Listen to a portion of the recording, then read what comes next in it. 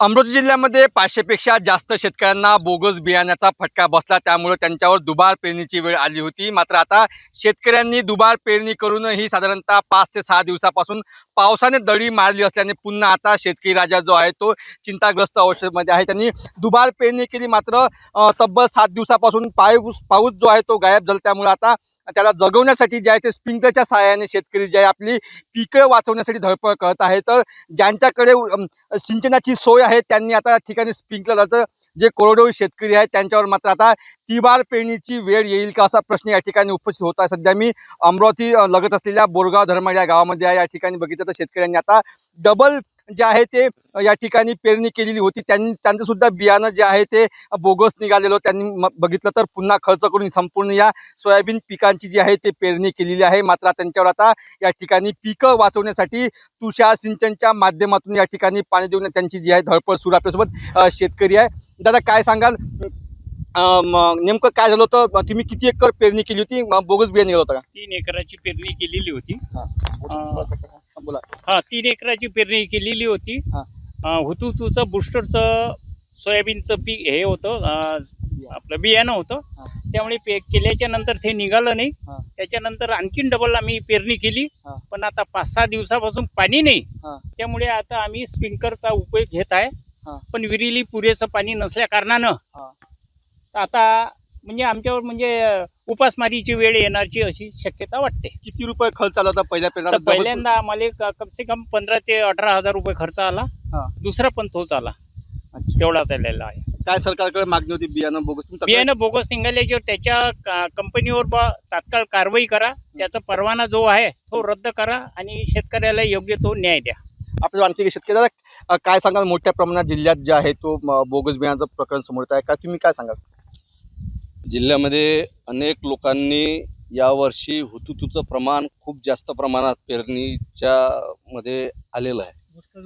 Booster या कंपनीचं हुतुतू म्हणून सगळ्यांनीच ते बियाणं पेरलं आहे असं निदर्शनात आले. परंतु हे बियाणं खरं तर शासकीय कर्मचाऱ्यानं, मला असं वाटत नाही का यांनी पास केलं म्हणून. कारण हे बुस्टर बियाण्याचं जिथं जिथं पेरा झालेला आहे तिथं दुबार पेरणीची वेळ कास्तकारांवर आलेली आहे. त्या माध्यमातून जर खरोखर अधिकाऱ्यांनी या कंपनीचं बियाणं पास केलं असेल तर असं त्यांनी सांगावं. कंपनीवर थुटूक कारवाई करून चालणार नाही. जे कास्तकाराची हानी झालेली आहे, कास्तकाराचं जे नुकसान झालं आहे, हे काही सरकारही देणार नाही आहे. कारण विषय असा आहे का या बियाण्याच्या नावाखाली आपण सरकारमध्ये जरी आज मी शिवसेनेचा जिल्हा प्रमुख आहो, परंतु सरकार बियाणं पेरासाठी पैसे देणार नाही आहे. आजही एवढ्या कास्तकाराची ओरड असल्यानंतर सुद्धा त्या लोकांना बियाणं प्रोव्हाइड केलं पाहिजे. जो शेतीला लागणारा पेरीचा खर्च जो आहे तो दिला गेला पाहिजे आणि हा सर्व खर्च गव्हर्नमेंटनं त्या बियाण्याच्या कंपनी ज्या बियाण्याची कंपनी असेल त्याच्याकडून तो खर्च त्या शेतकऱ्याला दिला गेला पाहिजे. खरं तर हेच मागणी आहे. कारण शेतकरी सतत पाऊस आला नाही तो मरत आहे, पाऊस आला तरी मरत आहे. विषय असा आहे की प्रामुख्यानं 1 महिना सतत पाणी लेट झालं आणि 1 महिन्याच्या नंतर खरं तर पाण्यानं सुरुवात केली आणि सर्व कास्तकारांच्या डोळ्यातले अश्रू पुसले गेले.